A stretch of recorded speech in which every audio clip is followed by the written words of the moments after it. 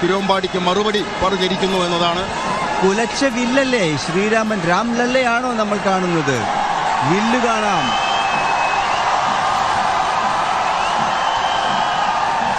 സമീപകാലത്ത് എന്നാൽ പിന്നെ ഞങ്ങളുമുണ്ട് എന്നതാണ് തിരുവമ്പാടിക്കാർ പറയുന്നത്. നിങ്ങൾ അങ്ങനെയാണ് പോകുന്നതെങ്കിൽ ഞങ്ങളും ഒരുമിച്ച് നിൽക്കുന്ന ശ്രീരാമ രൂപത്തെയാണ് പാറമേക്കാവ് ഉയർത്തിയിരിക്കുന്നത്. അതോടൊപ്പം തിരുവമ്പാടിയും തങ്ങളുടെ സ്പെഷ്യൽ ഇഫക്റ്റുമായി നിൽക്കുകയാണ്.